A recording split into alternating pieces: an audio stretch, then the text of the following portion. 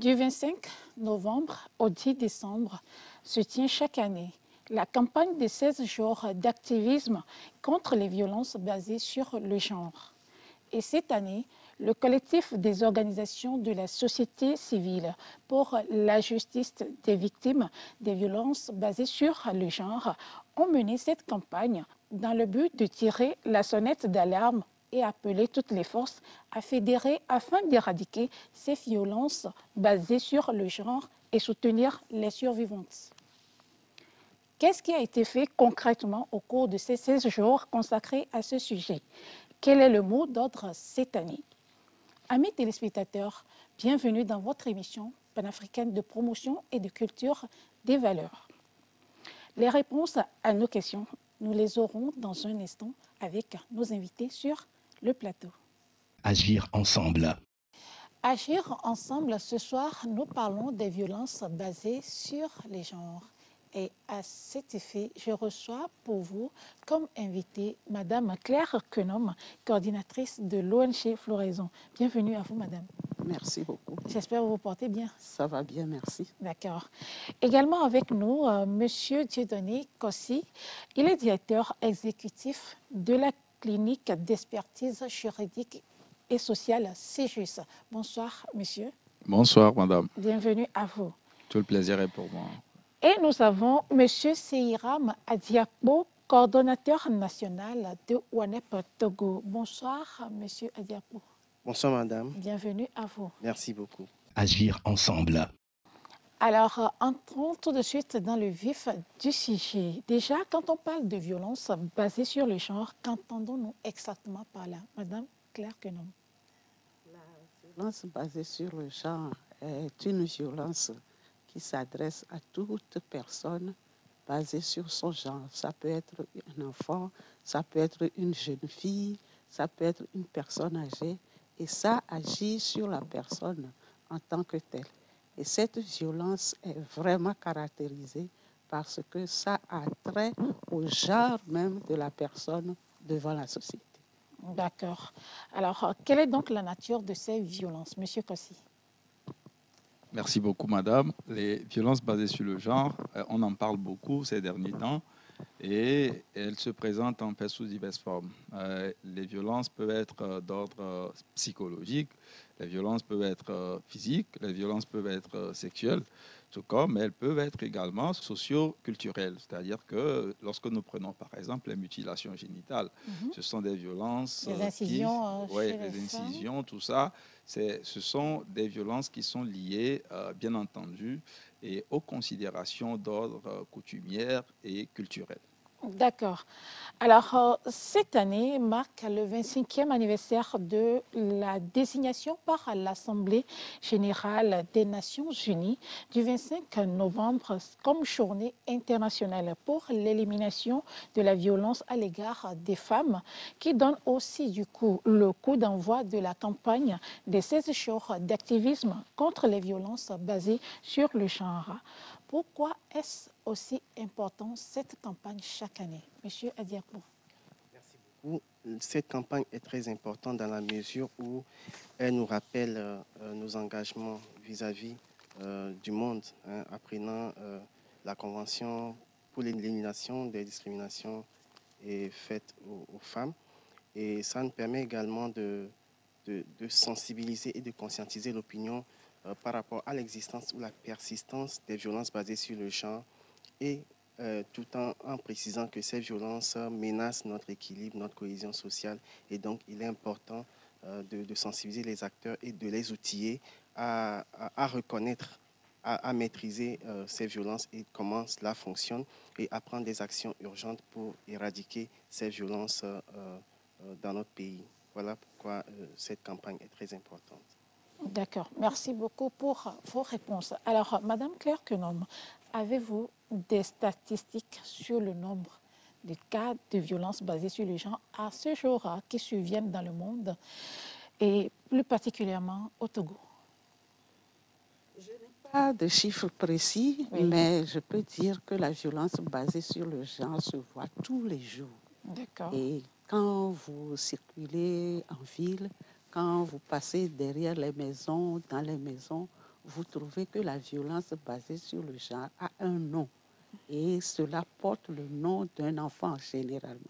Et les enfants sont confondus à cette violence et on fait la violence sur la femme, surtout sur la jeune fille. On agit sur sa personne, on fait tout sur sa personne et quand elle crie ou bien quand elle veut crier, on le fait taire et elle doit se taire. Et cette violence fait le tour de nos villes dans ce pays.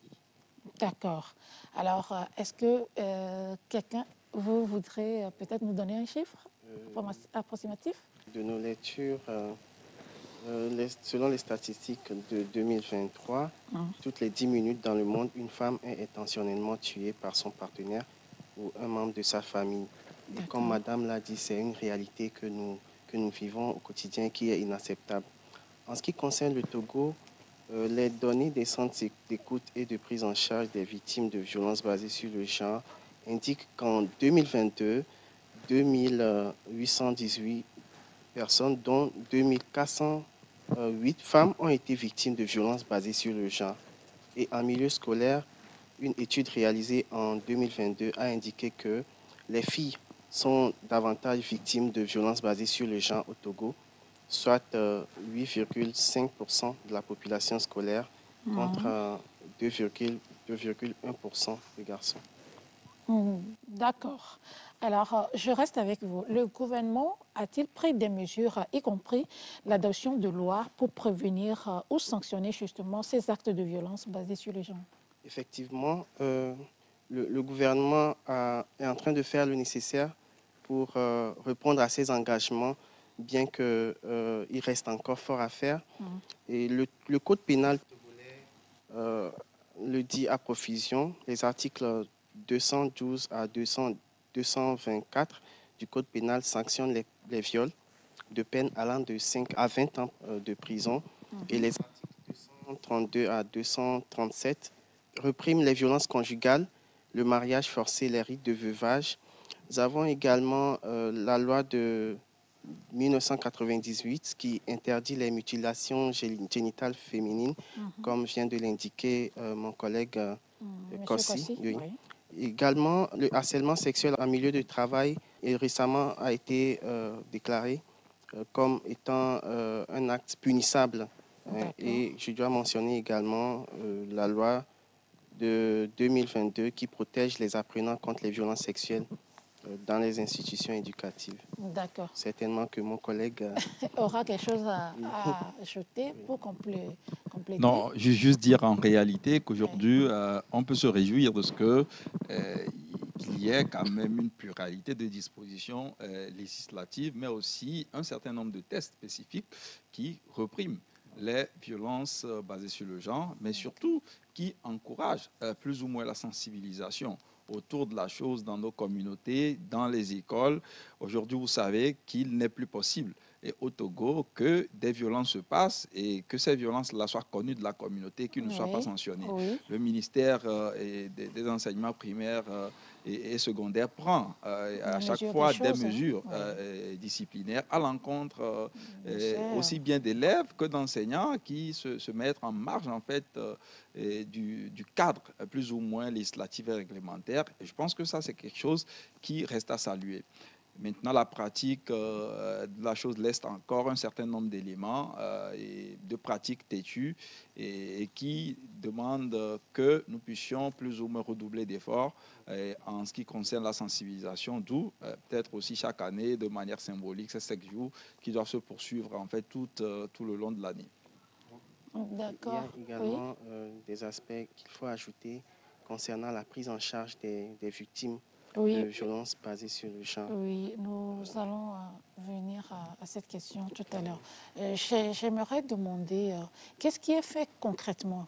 Parce qu'on a parlé de prise de mesures, mais qu'est-ce qui est fait concrètement? Parce que dans chaque maison, comme Madame l'a dit, ces violences-là portent un nom.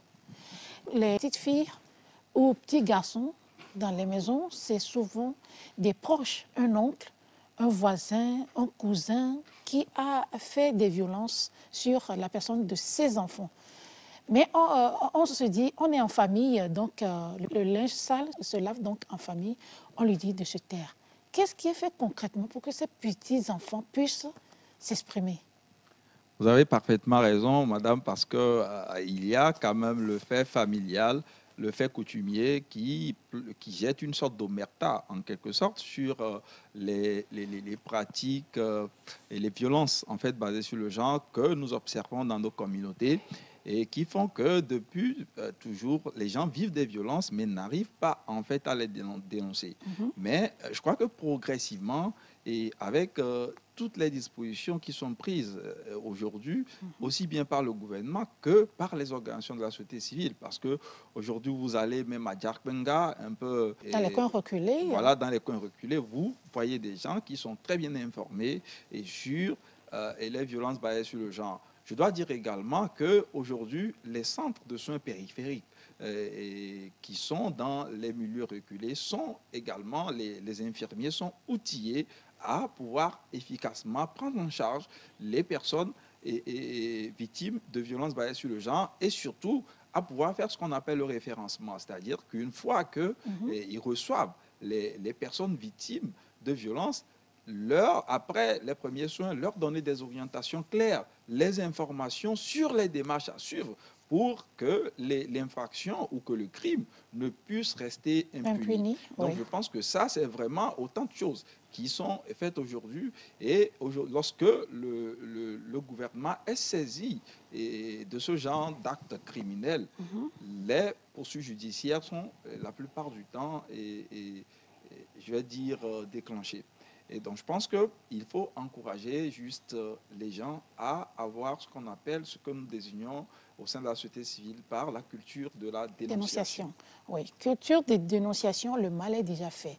Maintenant que non, pourrait-on éviter à en arriver là, prévenir ces faits-là, faire en sorte que les personnes qui auraient peut-être des intentions de ce genre, ils prennent peur et ne commettent même plus ces violences? Bien sûr, il y a cette mesure-là qu'il faut prendre pour que la personne qui veut agir ainsi puisse se retenir. Mais la plupart du cas, quand les choses arrivent, la personne qui agresse fuit. Il quitte le milieu. Il fait ça la nuit, il fait ça le bon matin et puis il s'enfuit.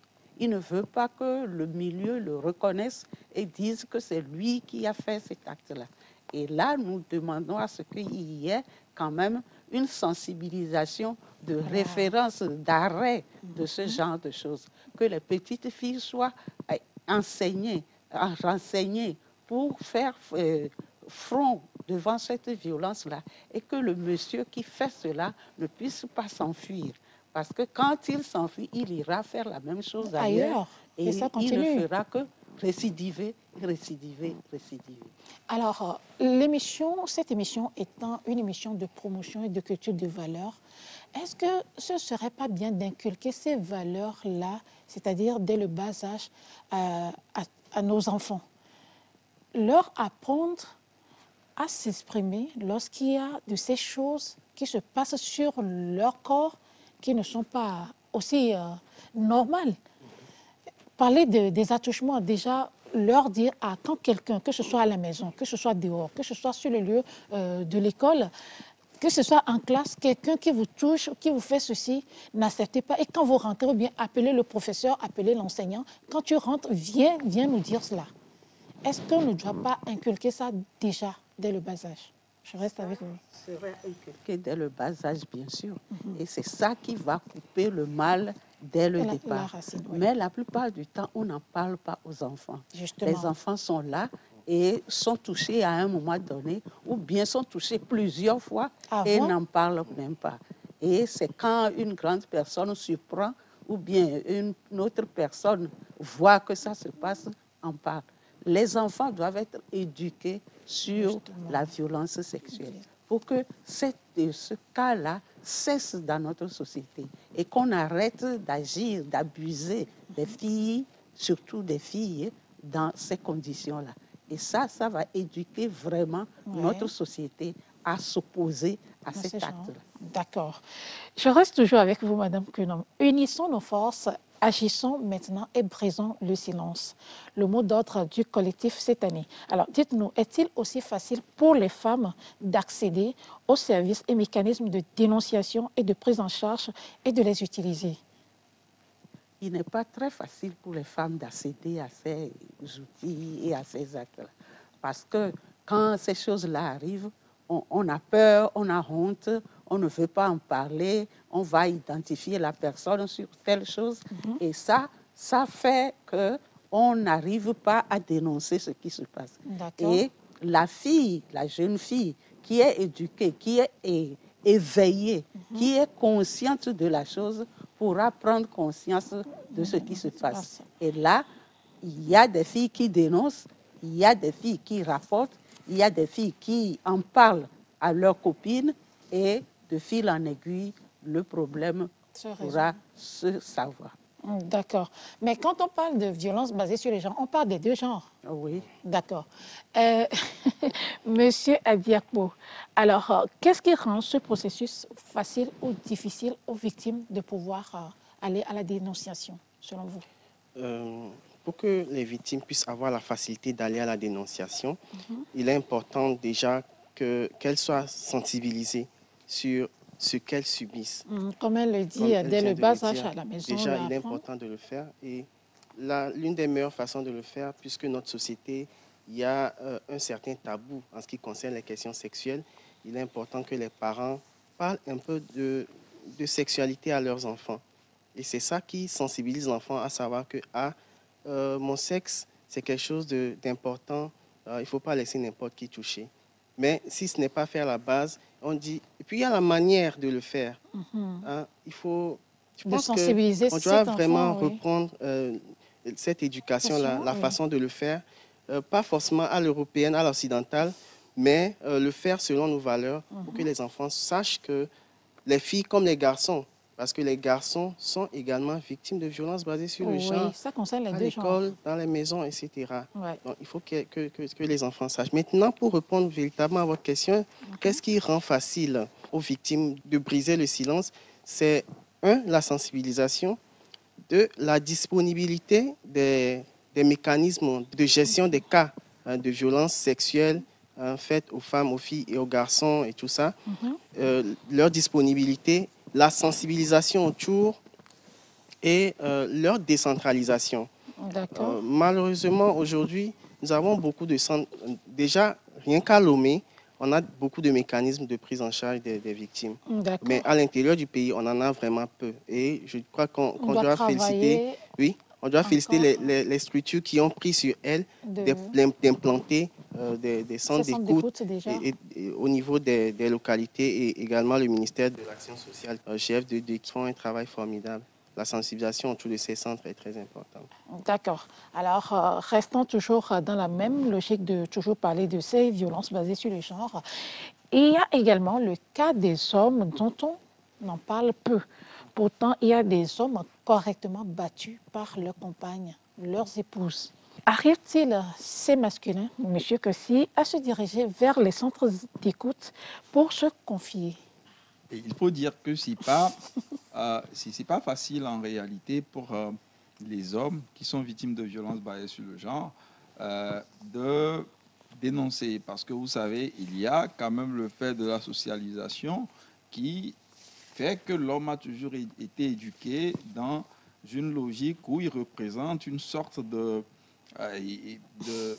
sexe fort et tout le reste. Et donc, allez dire que le chef de la famille même est battu. Le chef de la famille est victime de violence. Ouais, que ça jette une sorte d'opprobre, en quelque sorte, sociale sur... L'ego, déjà, qui prend un coup. Oui, donc ça, c'est quelque chose vraiment, je vais dire, et qui plombe un peu l'atmosphère lorsqu'on parle de violence basée sur le genre en désignant les hommes. Mais je dois dire que ces violences-là ne se passent pas que dans les couples.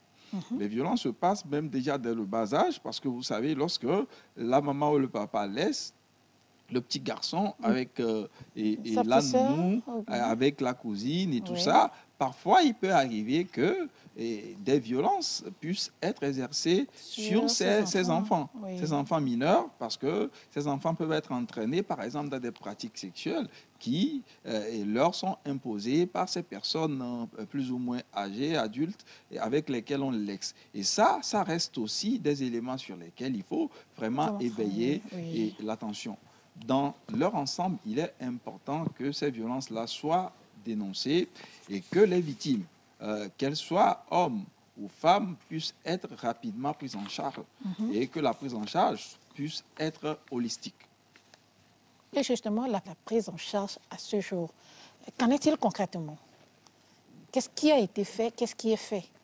La prise en charge aujourd'hui s'éclate en quelque sorte entre les mécanismes que nous avons, que ce soit les mécanismes institutionnels publics ou les mécanismes mis en place par les organisations de la société civile. Le ministère de l'Action sociale dispose d'un certain nombre de centres d'écoute qui sont un peu partout sur le territoire national et qui sont des centres d'accueil, d'écoute, d'accompagnement psychologique, de soutien sanitaire et tout ça aux personnes qui sont plus ou moins victimes de violences basées sur le genre. Et dans ces centres d'écoute-là, les animateurs sont très bien éduqués sur la manière de prendre en charge les personnes, sur la confidentialité qui doit entourer un peu la chose, mais aussi sur l'urgence de pouvoir du référencement. Et nous ne sommes pas sans savoir que depuis l'année passée, le ministère ou le Togo a quand même un protocole plus ou moins harmonisé, unifié à l'échelle nationale sur la manière de prendre en charge les violences basées sur le genre. Et donc, les centres d'écoute des organisations de la société civile, le coordonnateur national de WANEP en parlait, et JF2D qui a également des centres d'écoute, et WILDAF, et qui a également des centres d'écoute et qui permettent de pouvoir prendre en charge les personnes victimes de violences basées sur le genre. Il faut préciser en complément qu'il y a aussi deux structures qu'on appelle les One Stop Centers, c'est ça, qui sont un peu des structures dans lesquelles la personne victime peut être prise en charge de manière vraiment holistique sur différents plans. Des structures de veille. Oui, de veille et peut-être aussi de réveil. D'accord. Des structures de veille et de réveil. D'accord. Alors, Monsieur Adiakpo, que faut-il faire dans nos communautés pour réduire et éliminer la violence basée sur le genre et pour soutenir surtout les survivants? Merci beaucoup pour la question. Je pense qu'avant d'aller à la question, je vais apporter des compléments.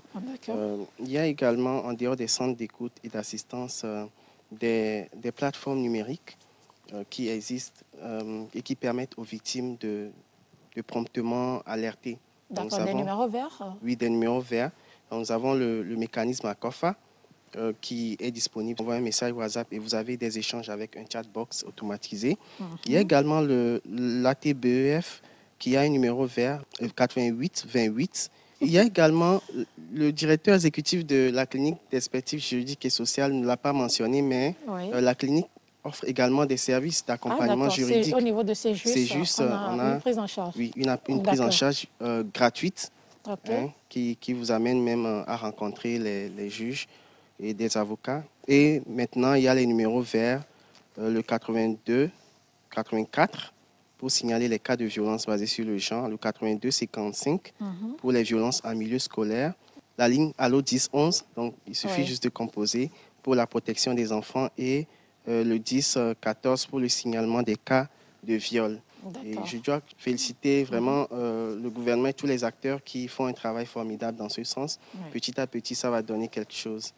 Pour venir à la question, qu'est-ce qu'il faut faire pour éliminer et réduire ces violences basées sur le genre et surtout soutenir les survivants? Oui, pour éliminer et réduire les violences basées sur le genre, à ce jour, il est important de prévenir.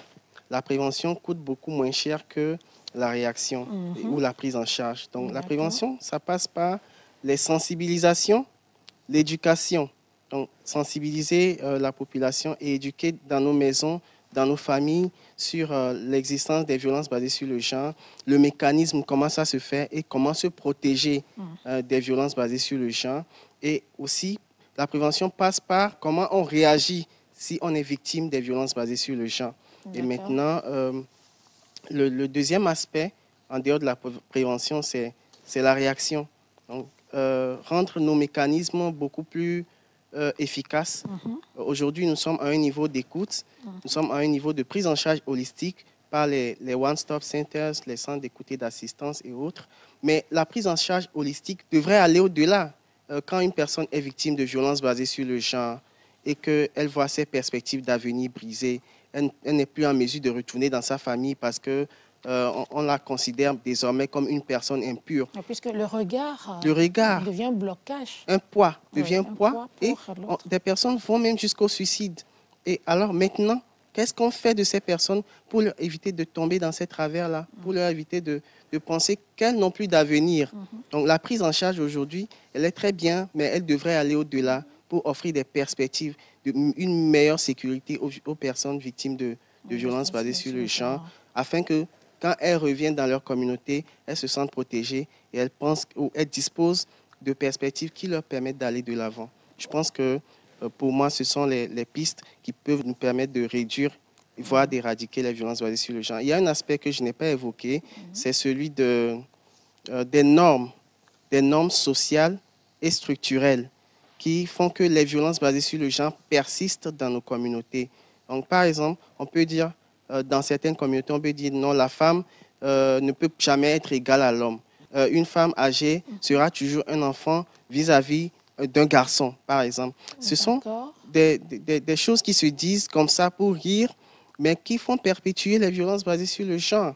Et ce qui crée des complexes d'infériorité au niveau de la femme. Justement, au niveau de la femme. Il y a également des pratiques. On avait mentionné au début les mutilations génitales féminines. Il y a également le lévira. Il y a en tout cas plein de pratiques dans nos communautés qui font que les violences basées sur le genre vont continuer tant qu'on ne travaille pas dessus. Donc, il y a ce travail qui doit être fait, non seulement par la société civile, mais également par les acteurs gouvernementaux. Et je pense qu'ensemble, on pourra arriver à quelque chose. D'accord.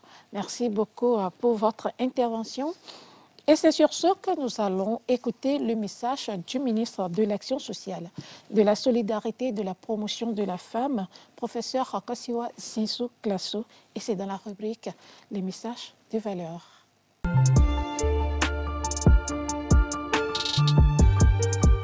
Éliminer le fléau de la violence faite aux femmes nécessite un engagement de tous les acteurs.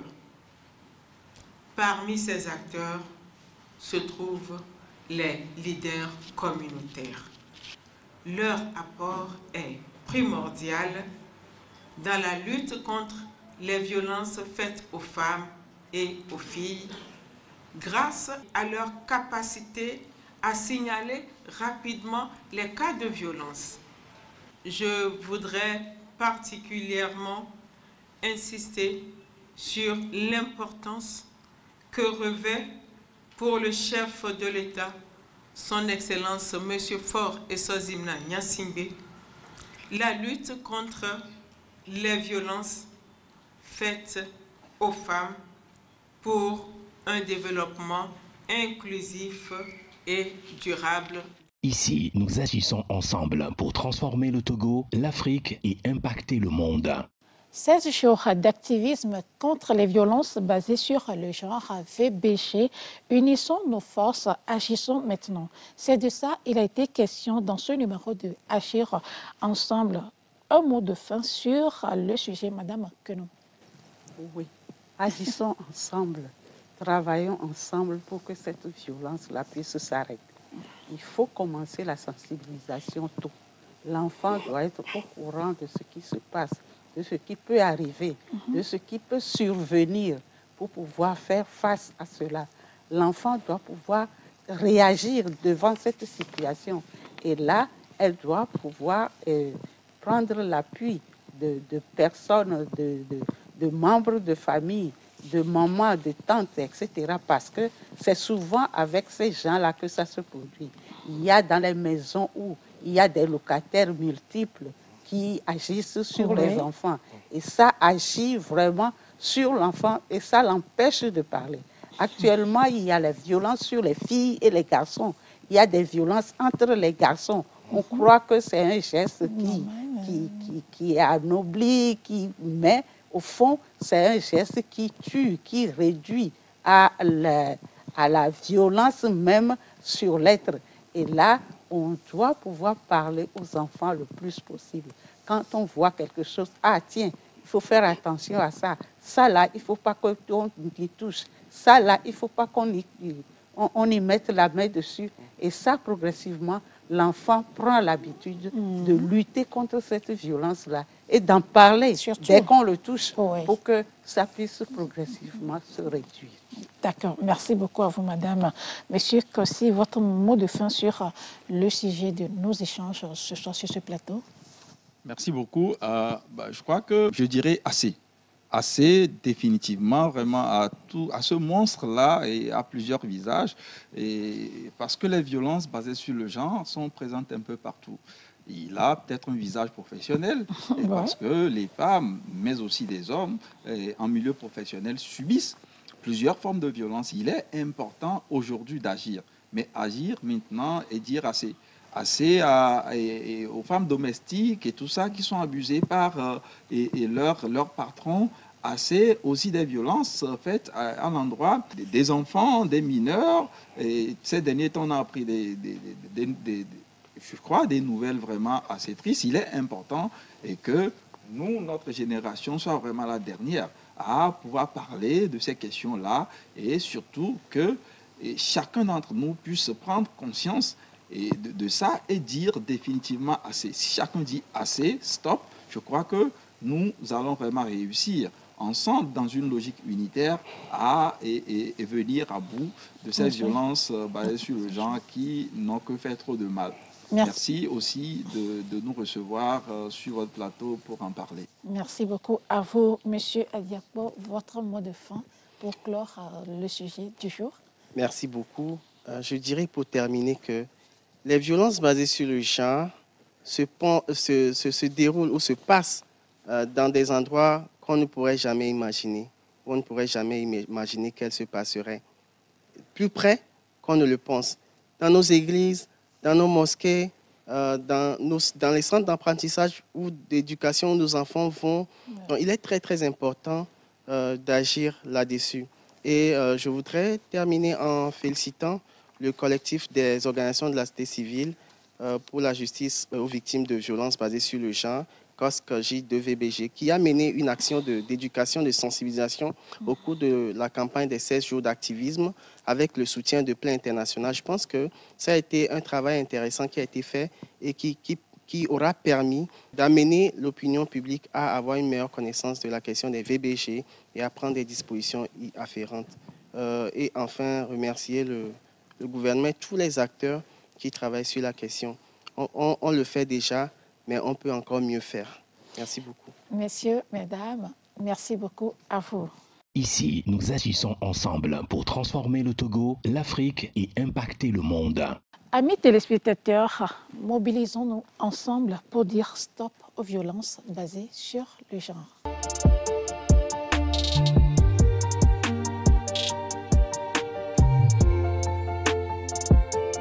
Agir ensemble. Bientôt, les fêtes de fin d'année, une période où l'excitation dans tous les sens du terme est à son comble. Et à beaucoup plus de cas d'accident, nous assistons à ces périodes. Pourquoi et comment sauver ne serait-ce qu'une vie? Nous apprenons tout cela dans la rubrique Les infos utiles.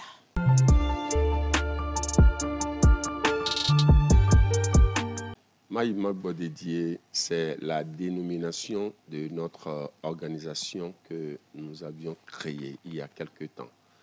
C'est une expression et aussi une prière.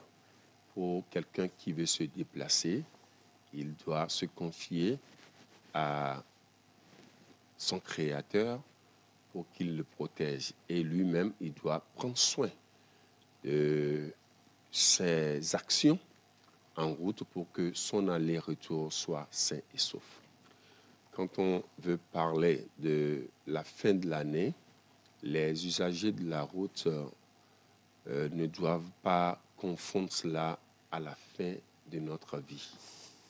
Et beaucoup sont ceux qui circulent en s'excitant énormément sur la route avec des conduites erronées. Et cela devient souvent fatal et nous regrettons cela chaque fois que nous constatons que le sang coule sur la route. Beaucoup sont ceux qui deviennent des rescapés.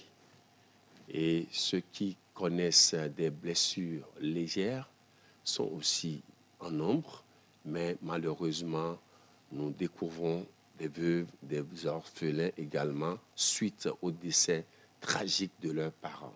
Tout cela sont des faits à combattre. C'est pourquoi nous travaillons là-dessus régulièrement. En période de fête, beaucoup sont les usagers qui sortent ensemble pour les mêmes causes. Je veux aller acheter ceci, je dois me procurer de cela. Et les femmes comme les hommes ont leur plan d'action pour agrémenter la fête. Et cela anime la circulation.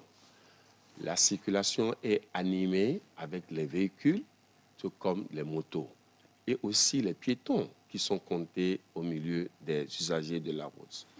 Alors, quand on veut parler des encombrements, c'est une capacité que la route exprime en termes de circulation. Et quand la circulation est fluide, on peut parler d'une circulation normale. Tous les matins, on regarde les fonctionnaires, les travailleurs qui se déplacent pour aller au boulot et d'autres pour leurs installations au marché. Et c'est en temps ordinaire.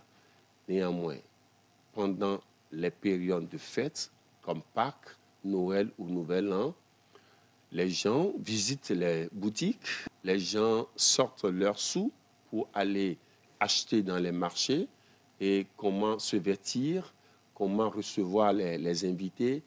Tout cela nécessite des déplacements au préalable.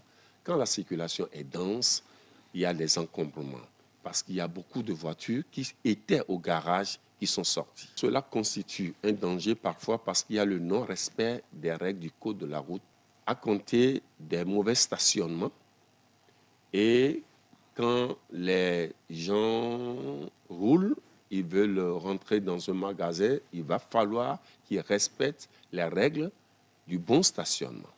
Et au démarrage, il faut aussi qu'ils roulent en conducteur vraiment conscient pour éviter les excès de vitesse, pour respecter les feux tricolores, pour que les règles de priorité en général soient respectées afin que les chocs ne parviennent pas. De là, on ne parlera pas d'accident. Quand on parle de la fête, les gens aiment bien manger et bien boire.